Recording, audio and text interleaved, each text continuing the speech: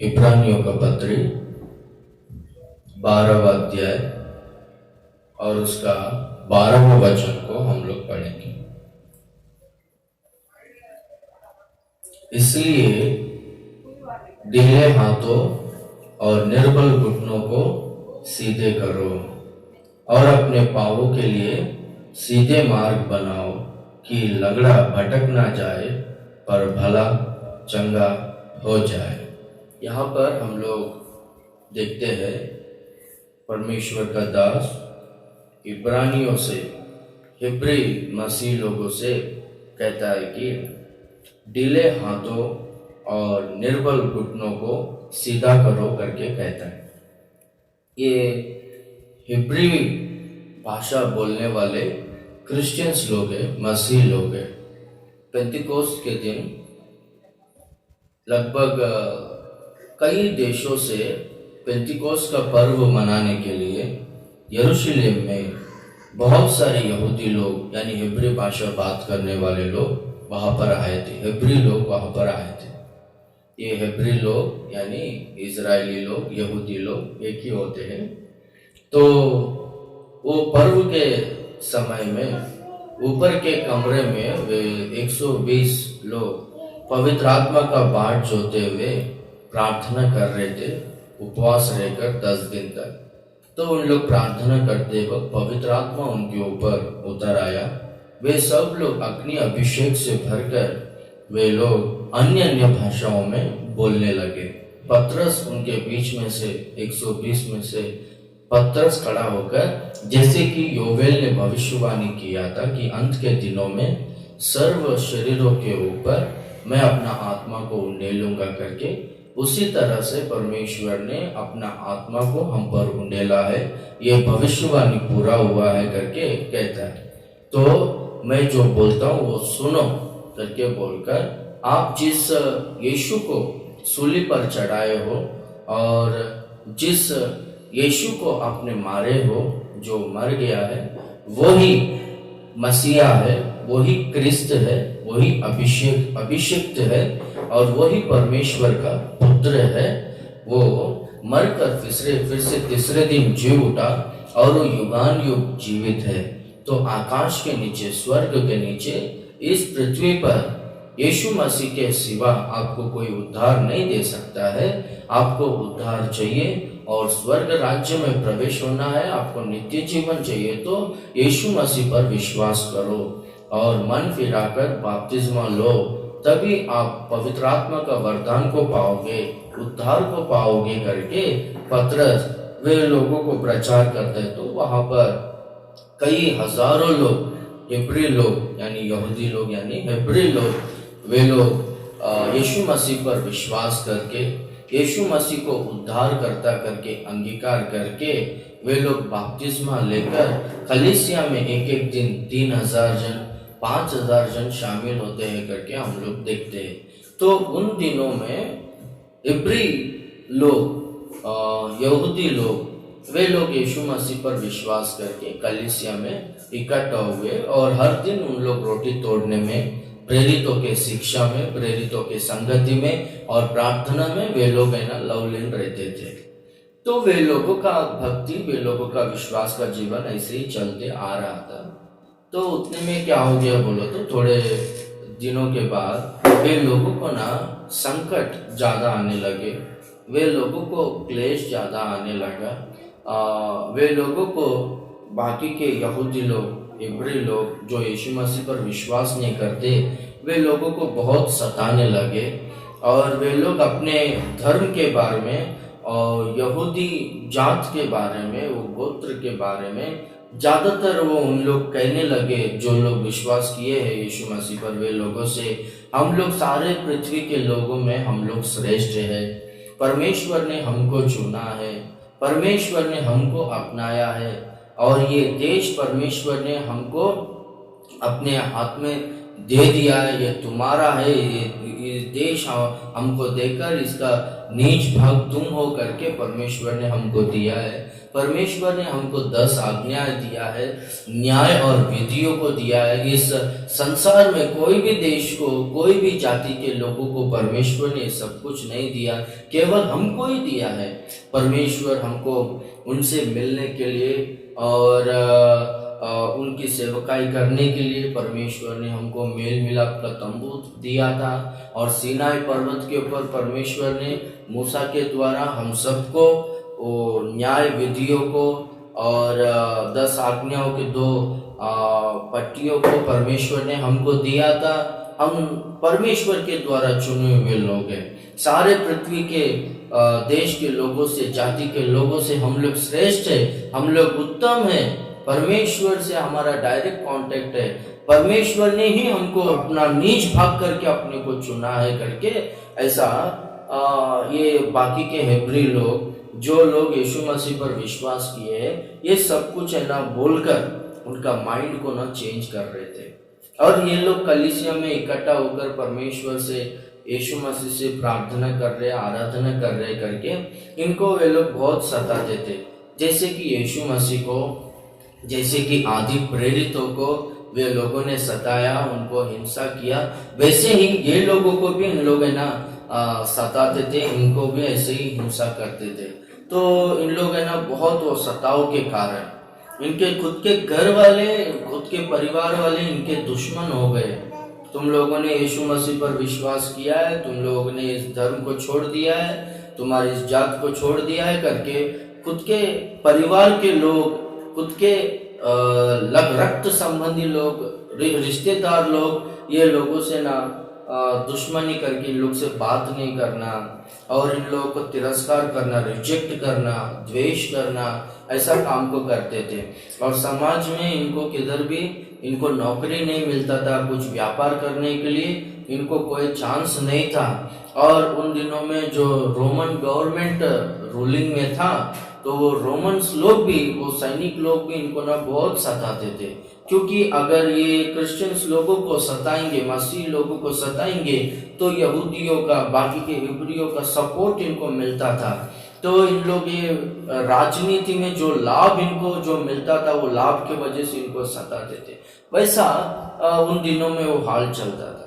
तो ये संकट के वजह से, ये दुखों के वजह से और ये इंसल्ट के वजह से, रिजेक्शन के वजह से ये लोगों में क्या हो रहा था बोलो तो धीरे धीरे धीरे धीरे यीशु मसीह का इस मार्ग को प्रार्थना करना, भक्ति करना, आराधना करना और ये विश्वास का जीवन को छोड़कर फिर से उन लोग है ना उनके पुराने धर्म, पुराने रीति रिवाजों के अनुसार भक्ति करना, पुराना जीवन में इन लोग है ना फिर से जाने के लिए इन लोग सोच रहे थे।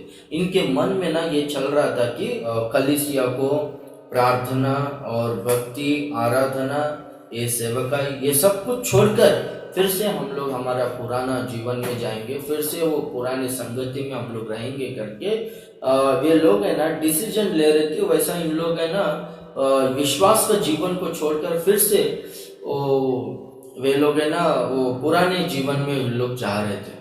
तो वैसे में पौलुस है ना ये हिब्रियों को, हिब्री मसीहियों को, जो लोग विश्वास के जीवन को छोड़ने के लिए तैयार थे, तो वो लोगों से ना पौलुस कहता है। ये इब्रानियों का पत्री में हम लोग पूरा देखेंगे तो ये इब्रानियों का पत्री में पहला अध्याय से हम लोग देखते रहेंगे तो ये पौलुस है ना यीशु मसीह के बारे में अच्छी तरह से उनको वर्णन करता है। यीशु मसीह वो परमेश्वर का एक लौता पुत्र है और यीशु मसीह सृष्टिकर्ता परमेश्वर है।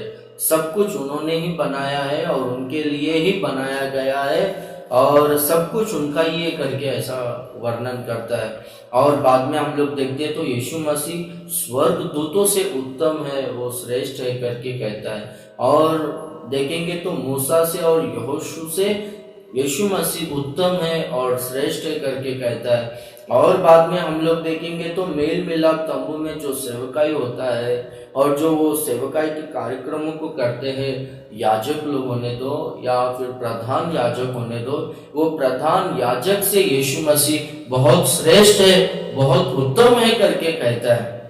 याजक, प्रधान याजक साल में एक बार, वर्ष में एक बार मेल मिलाप वाले तंबू में अति पवित्र स्थान में, जहां पर वाचा का संदूक था, वाचा के संदूक के ऊपर जहां पर परमेश्वर का महिमा, शकीना महिमा वहां पर वास करता था, वहां पर है ना मेमने का लहू को लेकर वो जाता था।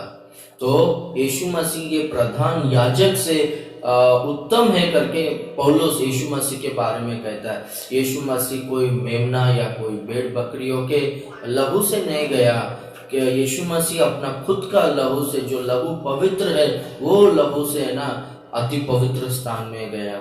और यीशु मसीह का लहू हमको सारे पापों से, अधर्मों से छुटकारा देकर हमको पवित्र करता है, हमको धर्मी बनाता है करके ये सब कुछ है ना यीशु मसीह के बारे में, यीशु मसीह का श्रेष्ठता के बारे में, उत्तमता के बारे में वर्णन करते हुए आता है कि आप लोगों ने जो धर्म को छोड़कर यहाँ पर आया है ना, ये जो मार्ग है, ये जो विश्वास है, अति उत्तम विश्वास है करके। और आपको जो क्लेश आ रहा है, जो संकट आ रहा है, जो आपको समस्या आ रहा है ना, ऐसे हम लोग देखेंगे तो विश्वास के ब्यूरो के बारे में हम लोग देखेंगे तो सब लोगों को ऐसा संकट आया, ऐसा दुख परेशानियां आया, तो उन लोगों ने विश्वास को छोड़ा नहीं करके पुराने नियम के सारे भक्तों के विश्वास को वर्णन करते हुए, देखो हाबिल को ऐसा संकट आया, हाबिल को कय्यूम ने मार दिया, नूह के दिनों में ऐसा संकट आया, अब्राहम के दिनों में ऐसा संकट आया, सारा ऐसा संकट में थी, बाद में याकूब के बारे में, बाद में मूसा के बारे में, ये सब लोगों का विश्वास का जीवन को वर्णन करते हुए आता है। ये सब लोगों के बारे में, उनका त्याग को, उनका समर्पण को, उनके विश्वास को, उनका भक्ति को और उनका स्थिरता को, ये सब कुछ है ना वर्णन करते हुए आता है। अब्राहम के बारे में बोलता है कि परमेश्वर ने अब्राहम को ये जगह तुम्हारा है, ये स्थान तुम्हारा है करके परमेश्वर ने अब्राहम को दिया था। तो परमेश्वर ने अब्राहम को वो स्वास्थ्य, वो जगह, ये देश तुम्हारा है करके दिया था। तो अब्राहम उस स्थान में, अब्राहम वो देश में परवासी करके, परदेसी करके रहा, क्योंकि जिसका रचने वाला, बनाने वाला परमेश्वर है, वो नगर को, जिसके 12 नींव है, वो नगर में मुझको जाना है, परमेश्वर के राज्य में प्रवेश करना है करके इस संसार के सुख विलास के जीवन को अब्राहम ने नहीं चाहा। वैसे ही आप लोग भी ये दुख संकट आ रहा है, ये परेशानी आ रहा है, ये समस्या आ रहा है करके इस संसार के सुख विलास को, इस संसार के आशीषों को, इस संसार में जो आदर सम्मान मिलता है, ये संसार में जो लोगों से प्रेम मिलता है, ये लोगों के ऊपर है ना, ये संसारिक आशीषों के ऊपर आपका ध्यान मत रखो। यहाँ पर हम लोग कितना दिन जिएंगे, 70 साल या 80 साल, बाद में हम लोग को इस संसार को छोड़कर जाना ही है, हमको स्वर्ग राज्य में प्रवेश करना है। तो परमेश्वर यीशु मसीह जब आएगा तो जो कोई भी विश्वास में स्थिर रहेगा, जो लोग विश्वास का जीवन को नहीं छोड़ेगा, यीशु मसीह वे सब लोगों को लेकर जाएगा। पर जो कोई भी ये विश्वास का जीवन को छोड़ देंगे, वे लोग है ना उनके आगमन में छूट जाएंगे और उनके राज्य में प्रवेश नहीं करेंगे। उसके विश्वास में स्थिर रहो। आप लोग है ना ये संकट के वजह से, ये समस्याओं के वजह से, ये निंदाओं के वजह से, ये क्लेशों के वजह से आप लोग है ना प्रार्थना करना छोड़ दिए हो, आप लोग है ना आराधना करना छोड़ दिए हो, और परमेश्वर के ऊपर जो विश्वास है वो कम होकर आप है ना फिर से पूर्व स्थिति में जा रहे हो। वैसा मत जाओ करके पौलुस कहता है। आपके हाथ है ना ढीले पड़ गए हैं, यानी आराधना करना, भक्ति करना आप छोड़ दिए हो, और आपके घुटने है ना निर्बल हुए हैं, यानी घुटने पर रहकर प्रार्थना करना छोड़ दिए हो, भक्ति करना छोड़ दिए हो, और विश्वास में दिन ब दिन आप लोग पीछे हटकर यीशु मसीह से दूर होकर फिर से पुराने जीवन में, फिर से पुराने रीति रिवाजों के अनुसार चलने के लिए चलना चाहते हो आप लोग। वैसा मत करो करके पौलुस कहता है। आपके ढीले हाथों को और निर्बल घुटनों को आप है ना सीधा करो करके कहता है, मजबूत करो करके कहता है। Praise the Lord, hallelujah. हम लोग देखेंगे तो ढीले हाथों को और निर्बल घुटनों को सीधा करना, यानी फिर से विश्वास में आओ, पहले के प्रेम में आओ, फिर से प्रार्थना करो, फिर से भक्ति से जियो, फिर से हाथ उठाकर परमेश्वर का आराधना करो, घुटने पर रहकर फिर से प्रार्थना करो, फिर से विश्वास में आओ, आप लोग पीछे मत हटो करके पौलुस कहता है। देखो आज के दिनों में भी ना बहुत सारे लोग है ना कुछ समस्याओं के वजह से, कुछ परेशानियों के वजह से, या फिर कुछ दुख तकलीफों के वजह से ना कुछ लोग है ना क्या करते हैं बोलो तो परमेश्वर को छोड़ देते, यीशु मसीह को छोड़ देते, चर्च को छोड़ देते हैं और उन लोग है ना फिर से सांसारिक जीवन को जीते हैं। वैसा अगर जिएंगे तो बहुत बड़ा आपत्ति आएगा, उनके जीवन में बहुत बड़ा नुकसान होगा और बहुत बड़ा उनको ना डेंजरस सिचुएशन आएगा।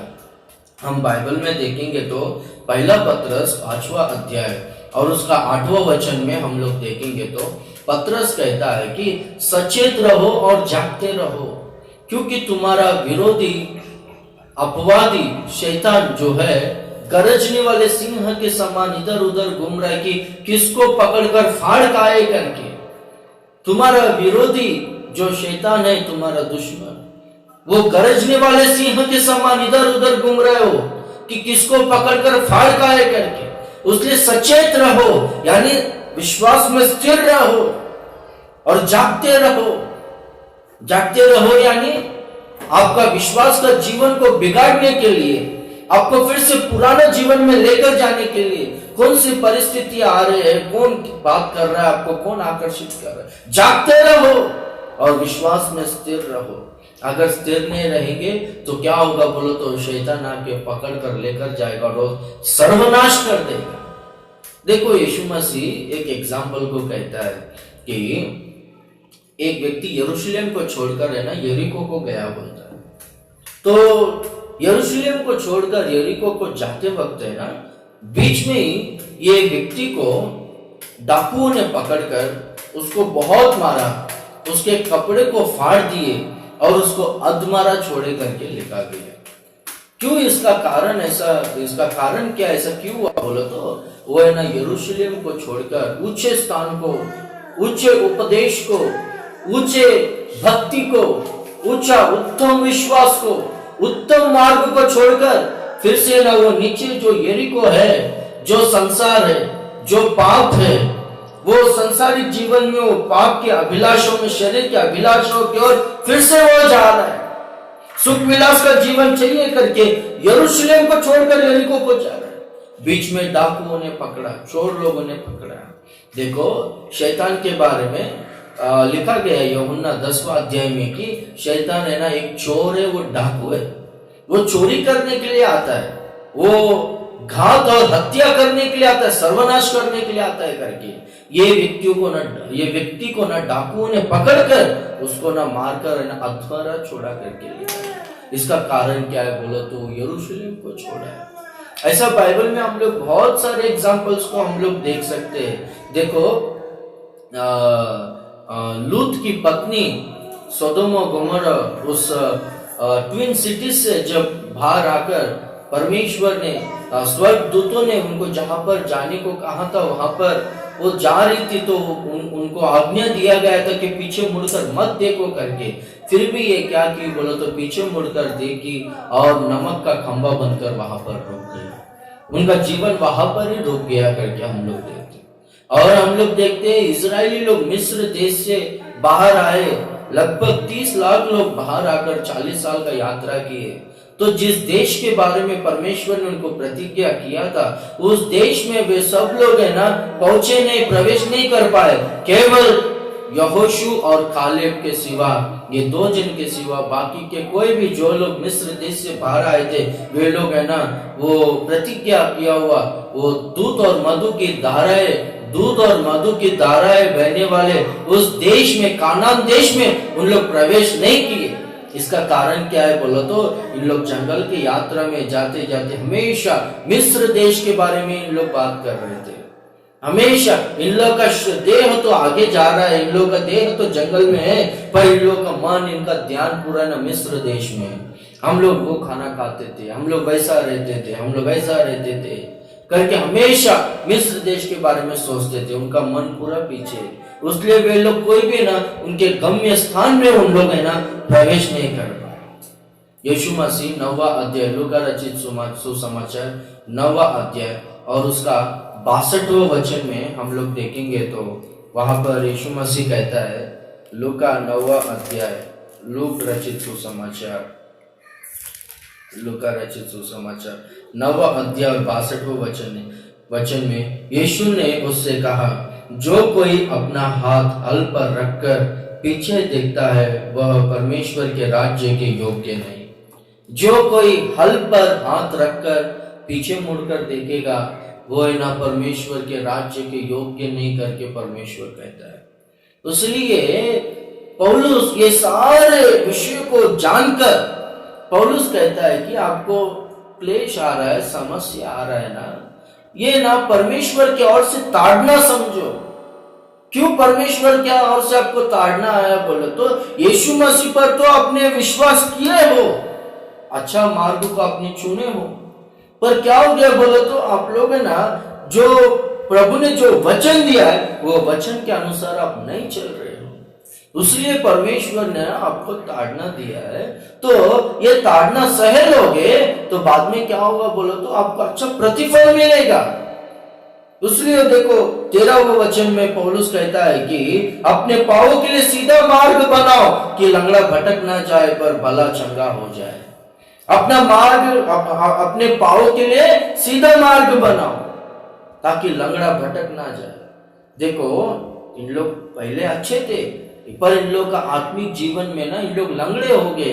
क्यों बोला तो इन लोगों का मार्ग है ना सही नहीं था, उनके आज्ञाओं के अनुसार, वचनों के अनुसार है ना इन लोग चलते नहीं थे।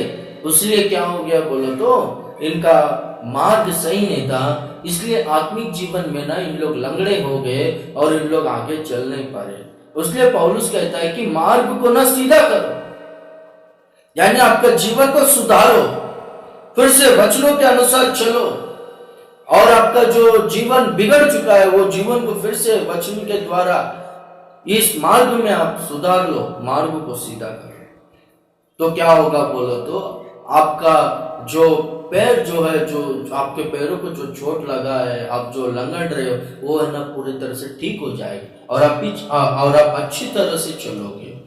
देखो एक व्यक्ति था तो उनके घर में बहुत बड़ा प्रॉब्लम था तो मुझको बोले प्रेयर करने के लिए।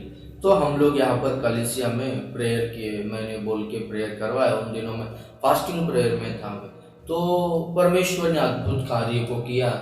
उनके घर में जिनके लिए प्रेयर करने के लिए बोले थे तो डॉक्टर्स ने बोले थे कि इनका जान जा सकता है, इनका पेट में का जो बच्चा है वो या तो बच्चा मरेगा या तो ये मरेगी, दोनों में से एक ही जन जिंदा रहेंगे करके बोले। तो हम लोगों ने प्रार्थना किया। तो जिस दिन हम लोग ने प्रार्थना किया उसका अगले दिन यानी रात को 2 बजे 12 बजे के बाद अगला दिन चालू होता है। तो 2 बजे को पेन चालू हुआ तो हॉस्पिटल में लेके गए तो तभी उनको अद्भुत रीति से डिलीवरी हुआ।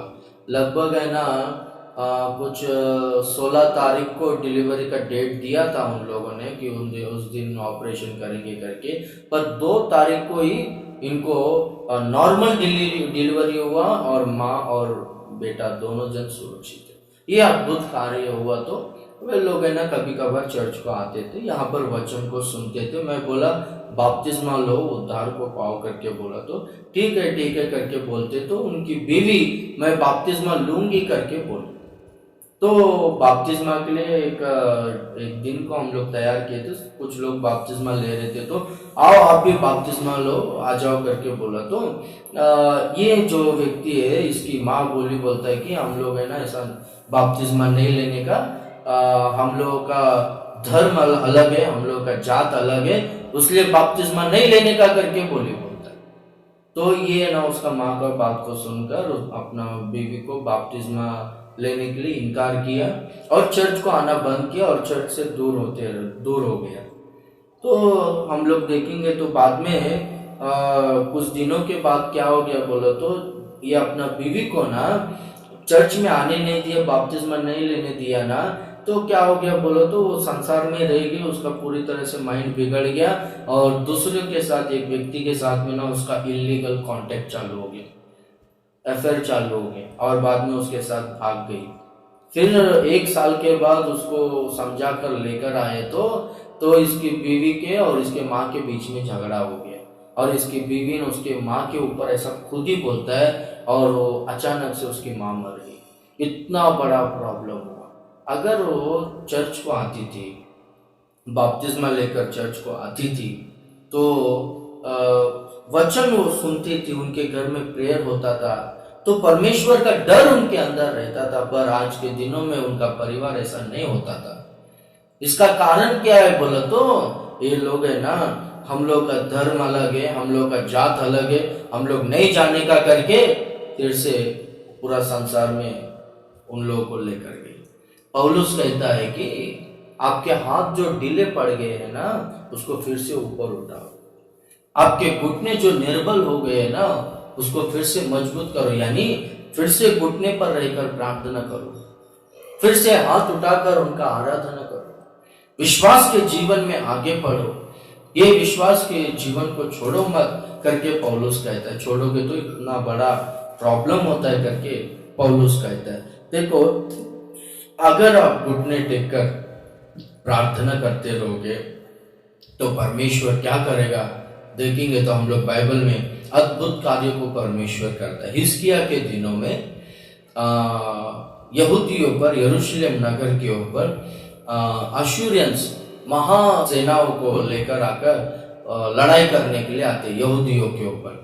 तो उस समय में हिजकिय्याह उनसे लड़ाई करने के लिए मुझको ताकत नहीं करके परमेश्वर के भवन में जाकर घुटने टेक कर लेटर को ऐसा बिछाकर फैलाकर परमेश्वर के सम्मुख में प्रार्थना करता है। तो परमेश्वर है ना, हिजकिय्याह का प्रार्थना को सुनकर एक दूत को वो दुश्मनों के डेरा में बेचकर 1,85,000 लोगों को जान से मार देता है। और उस तरह से परमेश्वर ने हिजकिय्याह को और सारे देश को, सारे राज्यों को परमेश्वर ने बचाया करके हम लोग देखते हैं, और दुश्मनों को परमेश्वर ने मार गिराया। घुटने टेक कर प्रार्थना की। दानियल के दिनों में भी राजा ने ना आज्ञा को जारी किया कि मुझको छोड़कर किसी और को कोई भी विनती करेंगे तो उनको सिंह के मांद में डालेंगे करके। तो दानियल प्रार्थना करना नहीं छोड़ा। वो जैसे कि हर दिन 3 बार यरूशलेम के और खिड़कियों को खोलकर दोनों हाथों को ऊपर उठाकर घुटने टेक कर प्रार्थना करता था, वैसे ही उस दिन भी जाकर प्रार्थना किया। तो राजा को ये समाचार मिला तो राजा कुछ नहीं कर सका। दानियल के ऊपर बहुत प्यार था, फिर भी ये आज्ञा का उल्लंघन किया करके सिंह के मांद में डाले। वहां पर भी दानियल घुटने टेक कर प्रार्थना करता है। तो सिंह ने दानियल को कुछ भी नहीं किया, कुछ हानि नहीं किया करके हम लोग देखते।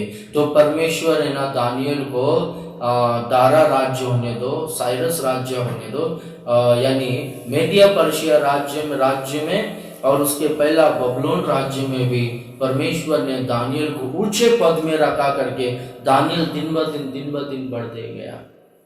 सारे संकटों से, मुसीबतों से परमेश्वर ने दानियल को छुटकारा दिया। अन्य देश में परमेश्वर ने दानियल को एक राजा के समान, अधिकारी के समान परमेश्वर ने दानियल को रखा। इसका कारण क्या है बोल तो दानियल ने घुटने टेक कर प्रार्थना करेंगे। घुटने टेक कर प्रार्थना करेंगे तो तुमको जान से मार देंगे करके दानियल को वो आज्ञा के बारे में पता था, तो भी घुटना टेकना और हाथ उठाकर प्रार्थना करना, घुटने टेक कर प्रार्थना करना वो छोड़ा नहीं। और हम लोग देखेंगे तो पौलुस और सीलास, इन लोग जेल में रहकर इन लोग है ना आधी रात में घुटने टेक कर परमेश्वर का आराधना करते, परमेश्वर से प्रार्थना करते। परमेश्वर ने वहां पर है ना एक भूकंप को उत्पन्न किया। परमेश्वर ने उनको छुटकारा दिया, उनके हाथों में बंधा गया वो जंजीरों को परमेश्वर ने तोड़ दिया और परमेश्वर ने उनको छुटकारा दिया। तो आप घुटने टेक कर प्रार्थना करते रहोगे ढीले हाथों को सीधा कर कर, निर्बल घुटनों को आप सीधा कर कर प्रार्थना में रहोगे, विश्वास के जीवन में रहोगे, तो चाहे वो कोई भी बंधन होने दो, कोई भी मुसीबत होने दो, कोई भी संकट होने दो, परमेश्वर आपको छुटकारा देगा।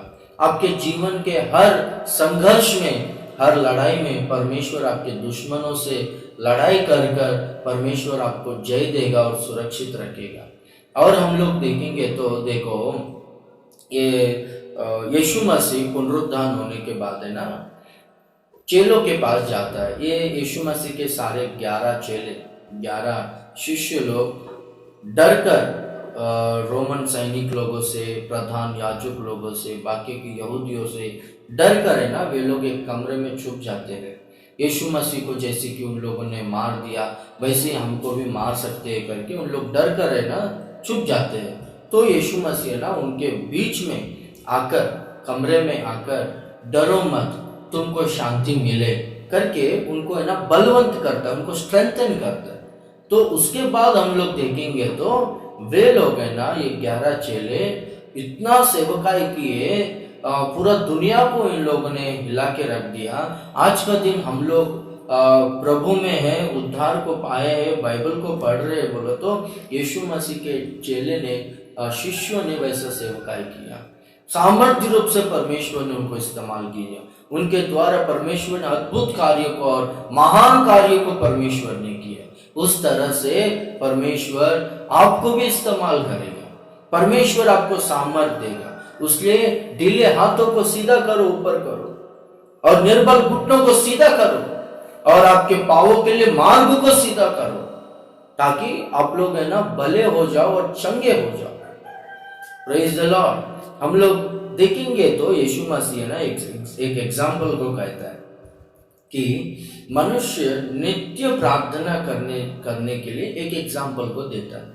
क्या करके बोलो तो, किसी एक नगर में, जैसे कि मुंबई सिटी में एक अन्यायी न्यायाधीश था, एक अन्यायी जज था, अनजस्ट जज। उनके पास है ना एक विधवा स्त्री जाकर मेरे और मेरे विरोधी के बीच में ना न्याय करो, इंसाफ करो करके बोलता। तो वो है ना बिना फीस लिए कुछ भी काम नहीं करता था। तो ये स्त्री है ना बार बार जाकर उनको ना तंग करती थी, उनको सताती थी कि मुझको कृपा करके, मुझको उनसे विनती करती थी कि कृपा करके मुझको ना मेरा और मेरे विरोधी के बीच में न्याय करो, इंसाफ करो, मेरे आगे पीछे कोई नहीं है, आप अगर मेरा सपोर्ट कर कर मुझको इंसाफ दोगे, अगर मेरा न्याय चुकाओगे, तो उसके बाद में मैं आपको कुछ ना, जो मुझको प्रॉफिट मिलेगा उसमें कुछ ना कुछ दे सकती हूँ, पर अभी मेरे पास कुछ नहीं और मैं किसी के पास जा नहीं सकती हूँ। कृपा करके आप सहायता करो, मेरे बच्चे लोग हैं, मेरा पति मर गया है, मेरा पति के घर वाले कोई भी मुझको सपोर्ट नहीं करते, बहुत अन्याय हो गया, जो प्रॉपर्टी हमारा था वो दूसरों ने बहुत अन्याय करके वो कब्जा कर लिया है, इसलिए ना न्याय चुकाओ, आपके सिवा मेरा कोई नहीं है, आप ही न्याय कर सकते हो करके उनके पास जाकर बार बार है ना विनती करती थी ये स्त्री। तो वो अन्यायी व्यक्ति, वो न्यायाधीश सोचने लगा कि मैं परमेश्वर से डरता नहीं और किसी इंसान का कदर नहीं करता, इनको मालूम है, तो भी ये बार बार मेरे पास आकर मुझको इंसाफ दिलाओ करके बोलती है, ये मेरे नाक में दम करती है, मैं जल्दी से इसका न्याय चुकाएगा बाबा करके वो है ना न्याय चुकाया बोलता है, न्याय किया बोलता है।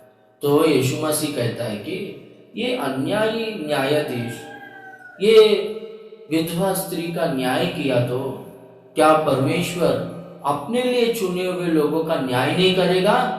वो जरूर करेगा।